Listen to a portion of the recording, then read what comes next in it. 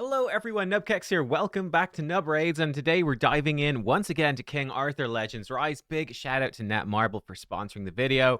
And today I want to talk to you about the best healer in the game, in my opinion, and you get her for free, which is crazy. In fact, she's the first healer that you get. You guys know, if you've watched my previous videos in this series, I made the mistake of abandoning her because I thought, listen, it's the first hero that you get. Surely she's not that good, right? And I'm going to replace her with, other rares, maybe legendaries. No, not the case. In fact, I just put up my last video and I got instantly a comment from Mr. Reaper saying that I've switched to Turin even over Gillian Frost Relic at this point for all content minus the favor dungeon. Now, Gillian, or Jillian, I actually don't know how you say it, is a top tier healer legendary. Guess what? You don't even need her. You've got Turin. I'll explain why she's so good. Oh, by the way, if you want to play the game and get this best, easy, you get the best healer, brilliant, click the link in the description or the pinned comment down below to install. Why is Turin so good? Well, a big part of why she's so good is one of the first legendaries you're going to be maxing out is Morgan, who's also the first legendary that you get guaranteed. These champions have a very, very strong pairing, and it's very simple. Morgan is your debuffer who can debuff defense and damage taken, push back their turn meter, their attack gauge as well. So it's a perfect pairing just in terms of the utility that they're bringing in the first place. But more importantly, C1, Chivalry 1 for Morgan. And this is what you're going to be putting your memory stones and stuff into at the start because you really, really want to get C3 for Morgan. It's a big power spike for her, especially, you don't feel it too much. I talked about this in my last video. Until you've actually leveled up her passive, you don't feel it too much. But my goodness, when this passive is leveled up, that C3 will make a huge difference. But for this video, we're talking about the C1. I am the Nightmare. At the start of battle, has a 100% independent chance to grant each ally damage dealt increase 1 for the rest of the battle, as long as the weather is night. Okay, so if we go into a fight, and if the weather is night, bam, damage dealt increase 1, which I believe is 20% more damage. Well, guess what Turin does? Turin on her C1, which is very easy to get, she's a rare. Subjugation of Darkness changes the weather to night and rain. And if we come back over here, it's her first passive at the start of the battle, change the weather to night and rain. Job done, right? Bam. We put Turin in with Morgan.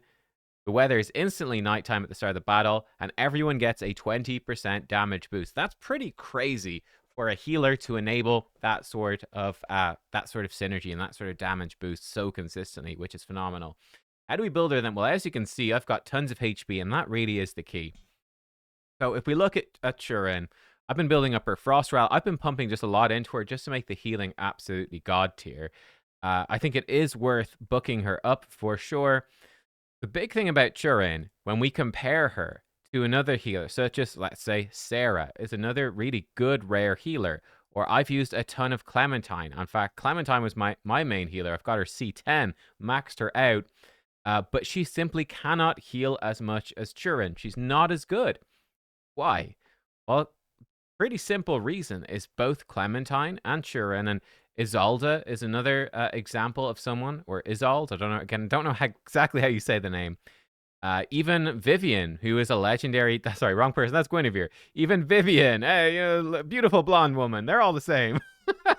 All of these healers have the same, I wouldn't say it's an issue, but they bring a particular type of utility that requires a certain build, which is, very simply, that with their skills, they'll be doing things that are placing debuffs or triggering effects that need accuracy. So when we come to gear them, it means she actually doesn't have it. Terrible example. Come over here. There we go. I didn't have enough. You are going to want to be running effect accuracy gear on them. Effect accuracy. She actually has recovery. I really should probably swap that to effect accuracy. It does have 2 roles in effect accuracy. I'm sort of getting away with it. I think I actually... Oh, I do. Do I? Oh, I've one. Yeah, I see this. It's only a small bit more. I didn't bother switching it over. But effect accuracy becomes a really high requirement. And indeed, you're going to want to ultimately, when you can, get an accuracy set on these champions as well. Turin doesn't have that issue. Turin doesn't have any debuffs. All she is doing is healing and buffing your team. So her build, very simple. It's very straightforward. What are we going to do? HP percent on the necklace. The more HP she has, the more she is healing.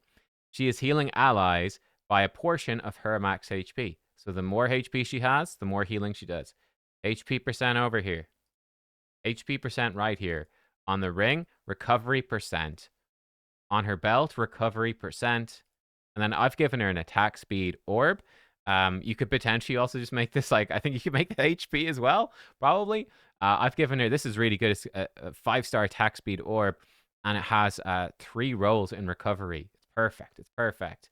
And then I think you can give her even more HP if you get her to 6-star awakening. And on the other pieces, they've got fixed stats. But again, like I don't have perfect pieces because you need so much vigor. But ultimately, be looking for, again, pieces with just as much HP percent, recovery percent, and then attack speed as possible. They're the things that you're simply going to look for. You can see that mine aren't really that good for her. We've got room to grow. We put all this stuff together, and we can see, for example, my Turin. Oh, I guess I can't see her if I come over to her equipment. We come to detailed stuff. I'm gone. Oh no. But she has almost 28,000 HP, about 156 speed, getting the 2 vigor charge, and then she's got 67% recovery. Okay, and again, this is only going to grow if I jump over to, let's say, my Clementine, who's even more invested. She might be similar, but now we can see her recovery. She only has 3% bonus recovery. She does have similar HP and more attack speed, but because she's had to build on blocking it, she's got 66% effect accuracy. And I'd actually want to get that higher. I'd want to get that higher because she has to invest so much into that stat. Turin just has 60% more healing, just straight up from that recovery stat. And that is phenomenal. Again, if I jump to Sarah, I think it's going to be the same thing. She's got no recovery stats. And you see her effect accuracy is actually quite low. Her speed is super high. But yeah, she's in a speed stat. I guess that's why. But yeah, I'd probably like to get her into vigor eventually. And yeah, more effect accuracy 100% is needed. That's definitely holding me back. But I'm kind of waiting for her. Specifically, I talked about this in a previous video. Until this skill is leveled up, it doesn't really matter. So I've got a couple of days at least until that happens. But yeah, simple. Let's see Turin in a fight. I'll show you one of the fights I'm progressing on, which is Aldry. So Frozen Plain 9. So the issue here has been not Turin. It initially was when this was the dungeon where I initially, we're going to target the boss. I started to build her. This was where I said, oh, this actually really matters. But yeah, I've had to build like a whole new team for this. We're getting there, but it is taking some time. But yeah, she just has a phenomenal amount of healing. She's doing really well. This dungeon is just it's a very long run, unfortunately. But we can see, like, yeah, we're taking a ton of damage, but she's also healing an absolute ton back up as well. It's not a massive issue. I think we can get some bad luck and people can die and whatnot. And yeah, but my goodness, I'll tell you, the champions I was running before to try heal this through, it was just not happening. I actually think maybe with good luck, it's been a while since I've tried this. Maybe with some good luck, we could actually make this work. I think the last time I tried to run this, Akalon, not fully skilled up and whatnot, but actually missed recovery during one of these sleep periods. Looks like it's fine. I should actually try to run this fully through. But yeah, needless to say, Turin has been a complete game changer. It's been so obvious when you get onto these really tough fights, just how much healing she does. It's just absolutely crazy. By the way, for this boss in particular, we're bringing in an uncommon who's got a fairly reliable decreased defense, and I'm working on booking him up. Because decreasing this boss's defense actually reduces his damage. And yeah, I think when I actually get these champions skilled up and booked up, I actually think this team has the potential to even take down stage 10. We'll see. Let's see if we can do this one. Last time I tried it, it didn't work. We'll see. I am a bit worried we'll just get killed eventually because we still need lots of upgrades on these other champs. So we'll see how it goes. I'll be right back. Let's see how it goes. I tell you what, we're getting close to the end. The boss is now enraged. This might be a damage problem, but man, look at that healing from Turin. It's absolutely huge. So I think at this point, his damage just starts ramping up and up. So, but I mean, clearly, we now have more than enough healing. That's crazy. Stage 9, and Turin is sustaining it absolutely no problem. That is so impressive. The bigger question is, can we actually get our debuffs on? Oh, you see right there. So right there, that's nothing to do with Turin. That's everything to do with Akalon.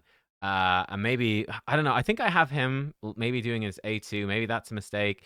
Maybe I definitely need to tweak it. But man, this team definitely can work. We just need to upgrade Akalon a bit more and make sure that heal reduction, the healing prevention is consistent. But yeah, Turin, just an absolute monster. It is worth noting her chivalry, I think, is all really good as well. We talked about the first one is super important. More recovery. This is more healing. HP percent, HP percent, HP percent. Like each chivalry we get here is just going to add more and more healing. The attack and defense percent, going to make her healing over time, I think, more powerful. Then the last few don't seem too strong. But yeah, I mean, I think going all the way up to 8 is going to make a fairly solid difference. I think it's going to be absolutely well worth it. But that's her, Turin. She is insane. Let me know who your favorite healer is. Do you have somebody else? Another healer I particularly enjoy, actually. I don't think many people like her. Is Vivian. I picked her up because I've just been pulling for the banner characters because it's fun. I've seen people not a huge fan of her. I actually think she's great, man. Like AoE burns with healing has actually been really useful, really strong. The only downside I've run into is that, you know, because she's a fire legendary, I can't afford to book her until I've booked Morgan. Morgan, we're still trying to get that stronger chance to decrease attack gauge. Hate to see it. We're still trying to get there. Yeah. But yeah, Turin, she's been insane. She is my favorite healer. Just crazy. And honestly, probably I'll even consider doing her in different relic types as well for different bosses too. Why the heck not? There you go. Let me know what you think. And yeah, again, if you want to check out King Arthur's Legends Rise, link in the description and the pinned comment down below. Thanks again to Netmarble for sponsoring the video, and I will see you all next time for more King Arthur. Goodbye.